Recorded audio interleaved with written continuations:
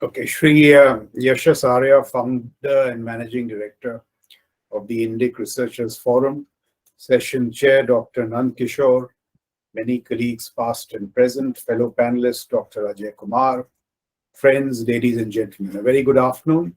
It's wonderful to be in the midst of so many fine minds, distinguished personas, and to be reflecting on a subject, as Dr. Nand Kishore said, of great topical and strategic interest, the Russia-Ukraine war. So thank you very much, Yashas and the Indic Research Forum, for both the opportunity and the invite.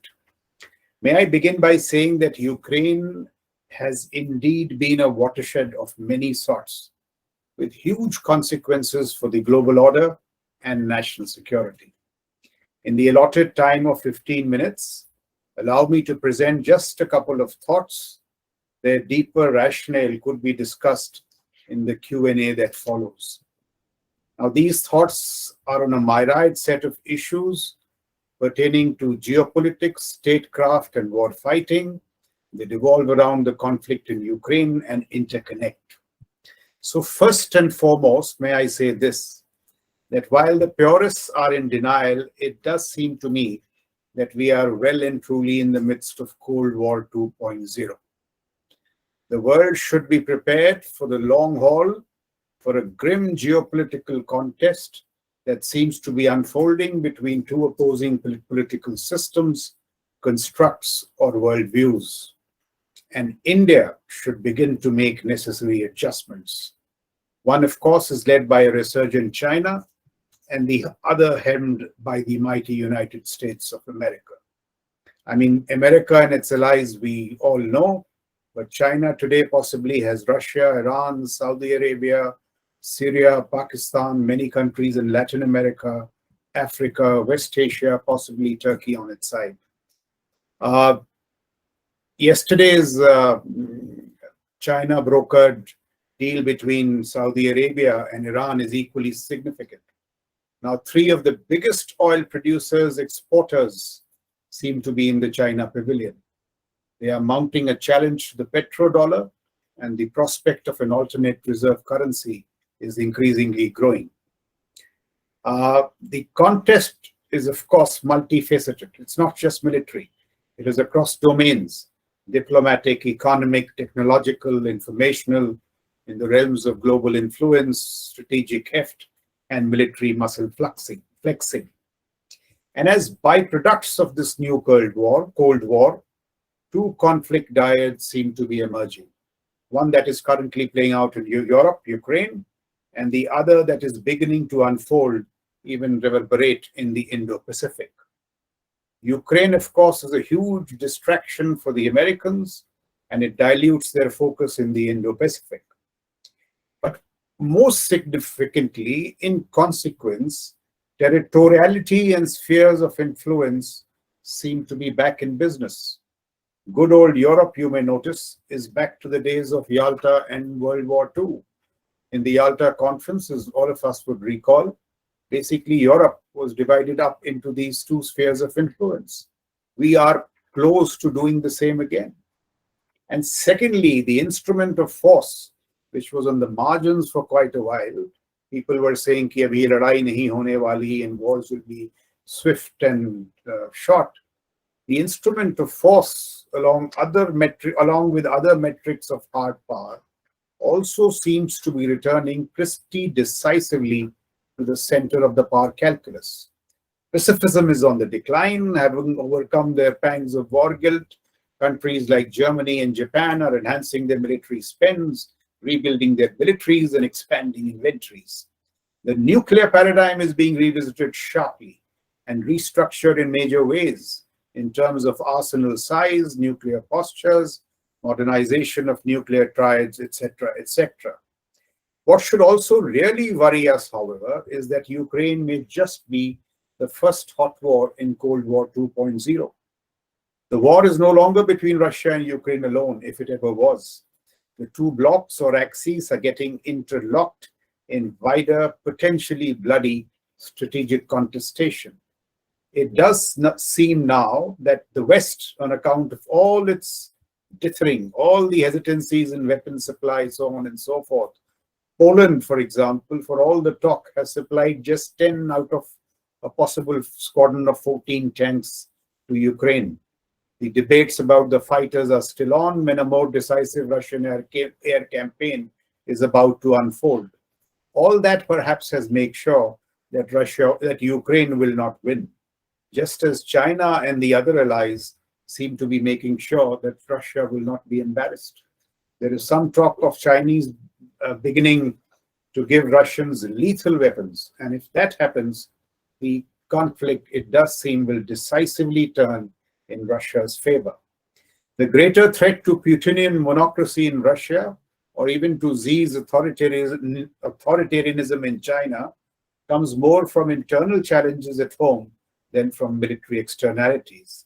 They seem to be as strong as ever in their seats. In the Indo-Pacific, the prospects for a peaceful unification of Taiwan also seem to be behind us.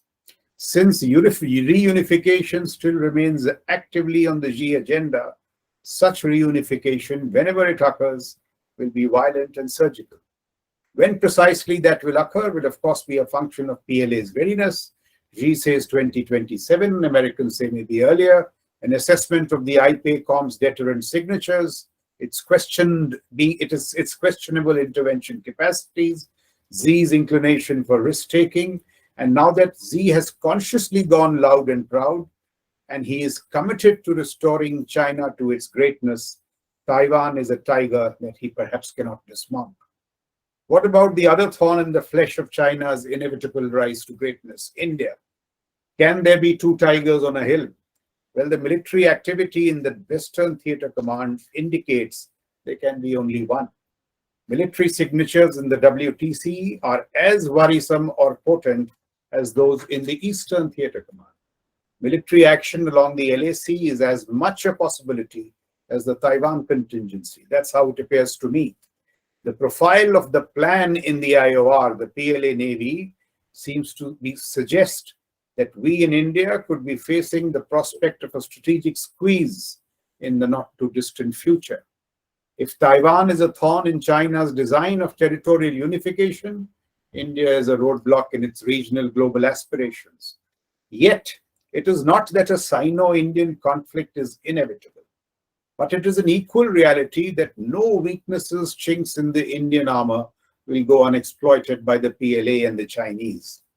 We must plug all such weaknesses resolutely. We have done much in the recent past to fortify our strategic military posture. To name just a few, the establishment of the CDS-DMA, the new normals in our strategic outlook, the fact that defense is coming out of the shadows of foreign policy. It now has a character of its own. It complements foreign policy to lay the basis for a robust statecraft, so on and so forth. Atmanirbharta in defense is more than just self-reliance. It has given a visible fillip to the forces of innovation, energy, and enterprise through the embrace of the private sector and startups. An acknowledgement that national security is so competitive and sophisticated today that the DRDO and DPSUs cannot square up to the challenge on their own. Also, please notice the big lesson from Ukraine. The private sector therein is not only involved in capacity building, but also in day-to-day war fighting. The Starlink's terminal, the Palantir algorithm, which is, bringing about intelligence fusion, battlefield management, and targeting. Ukrainian battalions today, battalion commanders want coders as much as they want ammunition. Microsoft threat identification centers, the Wagner Group and its role in Bakhmut. So all this points to the absolute necessity of getting private sector and startups in. We have begun to do that. We have also begun to factor technologies in our strategic military poise. So there is much to be satisfied about. In comparison to the past, we have indeed taken great strides. But when viewed in the context of the sheer adversity of the emerging strategic environment about India and the rank complexity and sophistication of the China threat, and I would underline this, complexity and sophistication of the China threat, there is a lot of work that still needs to be done. So what is it that we must do? First and foremost, we must make a more determined effort to understand the import, gravity, and sophistication of the China challenge. American think tanks churn out a book every week on some aspect of the China challenge. The strategic commentary in India with regard to this China challenge, I'm afraid, is not deep enough. So if the PLA is a parade ground military or largely social media fluff, as some seem to suggest, we need not worry too much. But if the strategic military challenge that China radiates, and that is my view, if it is long-term, complex, resolute, sophisticated, even nefarious, and I choose each word carefully, we need to do much, much, much more. Were the important gravity of the China challenge to sink in, I'm not saying that we are not aware of it, but the important gravity, were it to sink in, we would do all that we are doing with far greater gati shakti, pace and scale. That's exactly what we need to do. We need to impart far greater momentum to defense endeavors that are already underway, that I pointed out, Atmanirbharta in defense, or and so forth. We need to increase the pace and scale of our ideation and execution. It is not that we are weak in execution alone. Even in ideation, unfortunately, we lag China. We need to move beyond seminar obeisance. For example, all these startups that Dr. Ajay Kumar set up in the IDEX, they are still waiting to be funded. We need to place orders, and orders, turn many of them into the Bayraktars that Turkey boasts of.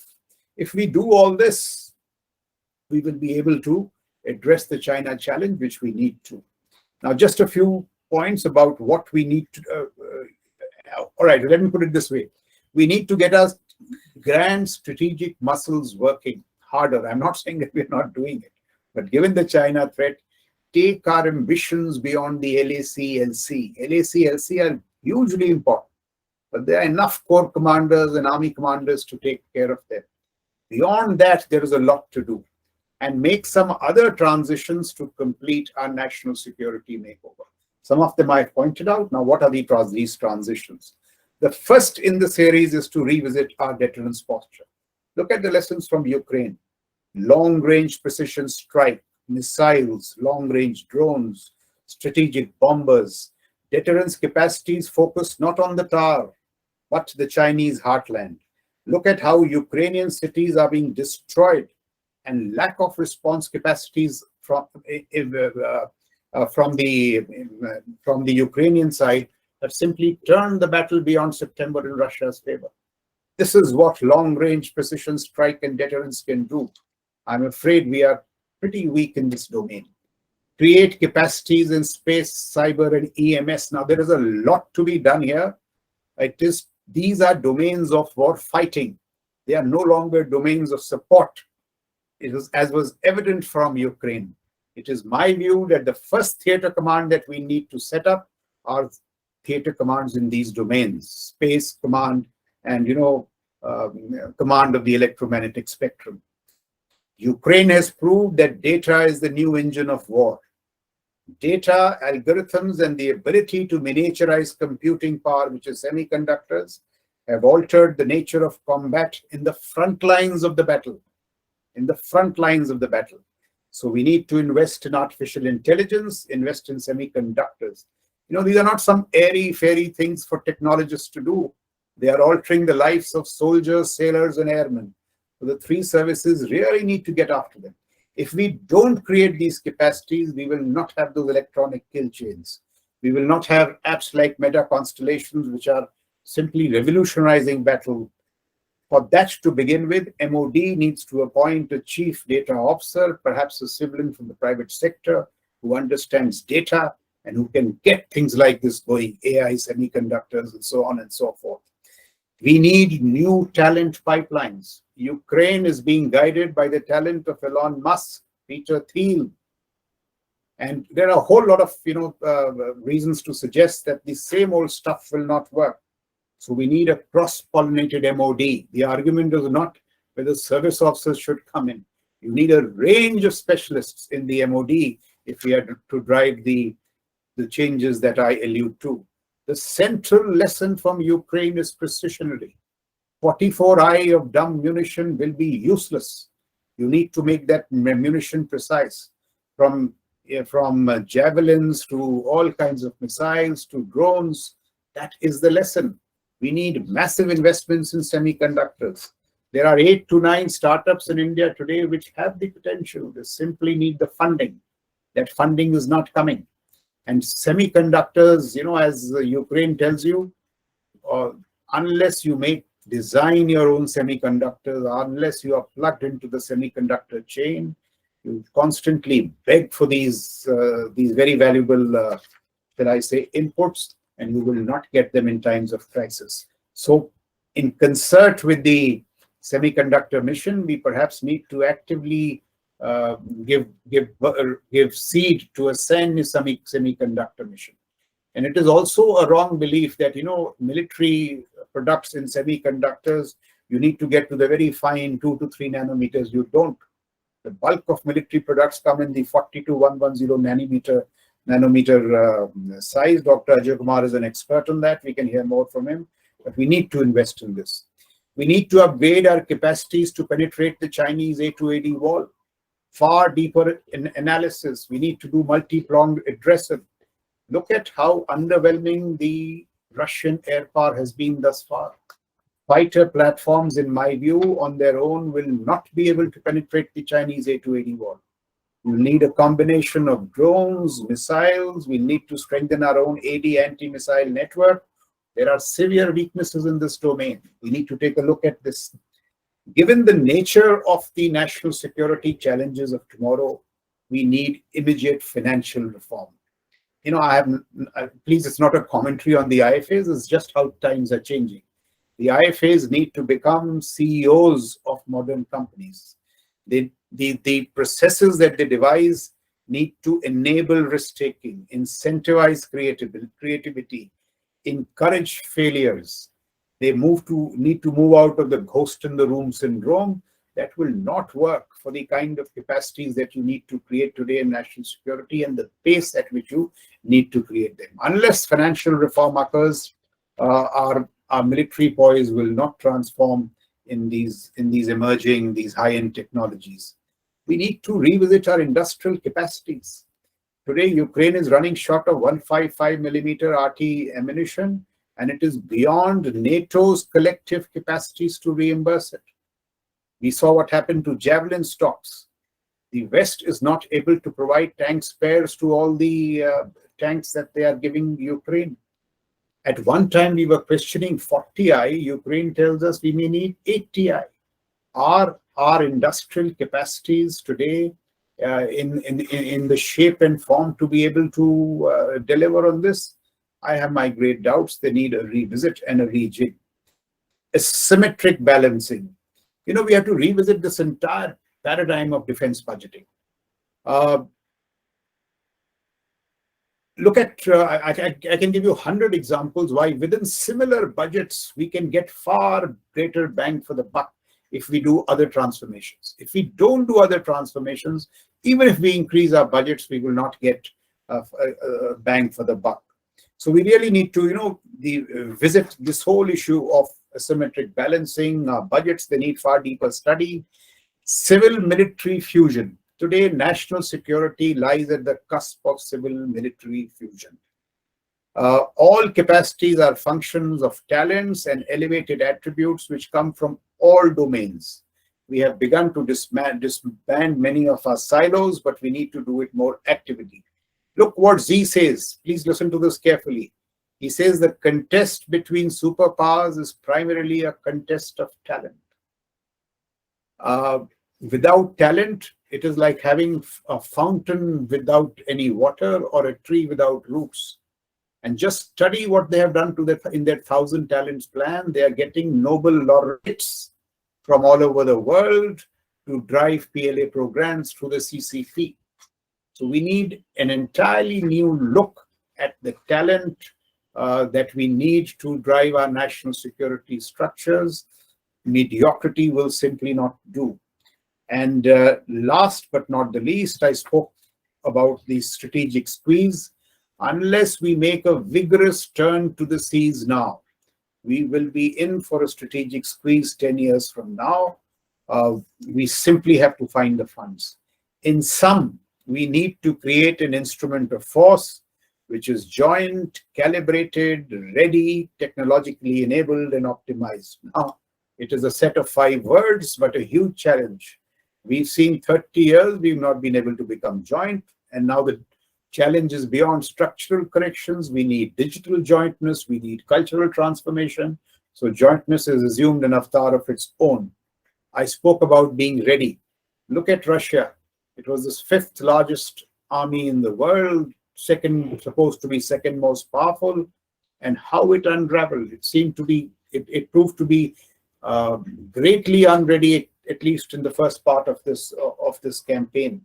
So all these issues, joint, calibrated, ready, they need huge thinking, a large amount of resources, resolve, and so much else.